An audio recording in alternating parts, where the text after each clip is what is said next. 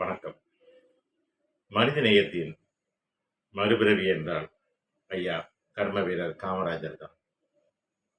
ஒருமுறை கர்ம வீரரின் தாயார் இறந்த பொழுது அவர் உடலை அடக்கம் செய்வதற்காக எடுப்பதற்கு எல்லோரும் ஆயத்தமாகிக் கொண்டிருக்கிறார்கள். காமராஜர் கண்களில் தண்ணீர். தாய் அல்லவா, தாய் மீது மிகுந்த பாசம் உள்ளவர். அந்த அம்மாவை அடக்கம் செய்வதற்கு சுடுகாட்டிற்கு எடுத்து சென்று அடக்கம் செய்து முடித்தாக்குகிறது. அந்த வேலைகள், அடக்க வேலைகளில் செய்து முடித்த அந்த சுடுகாட்டு நபர், வெட்டியான் என்று சொல்லக்கூடியவர், காமராஜரிடம் வந்து, ஐயா ஒரு 10 ரூபாய் வேண்டும் என்று கேட்கிறார். காமராஜர் தலை குனிந்து தனது பாக்கெட்டில் சட்டை பையை துளாவுகிறார். பணம் இல்லை. பூமியை பார்த்து கண்ணீர் சிந்துகிறார்.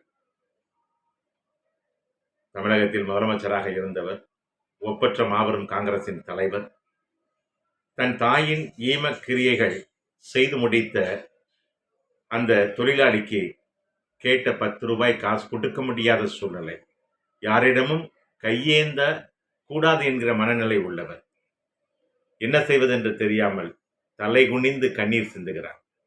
தன் தாயின் இறப்பிற்கு கூட அதை, அந்த ஈமக்கிரியைகளை செய்தவருக்கு கொடுக்க முடியாத சூழ்நிலையில் கண்ணீர் சிந்துகிறார். இதை புரிந்து கொண்ட அந்த சுடுகாட்டு தொழிலாளி, ஐயா அம்மாவுடைய காரியங்களுக்கு நான் காசு கேட்கவில்லை, தங்களிடம் வாங்கிய அந்த காசை நான் பத்திரமாக வைத்திருப்பேன், அது எனக்கு ஒரு நினைவு சின்னமாக இருக்கும் என்று அவர் சொல்லும் பொழுது, காமராஜர் ஐயா அந்த சுடுகாட்டு தொழிலாளியை கெட்டி பிடித்து கண்ணீர் சிந்தினார். இதுதான் மனிதநேயம். இப்படி ஒரு அற்புத தலைவர் மீண்டும் கிடைப்பாரா? வணக்கம்.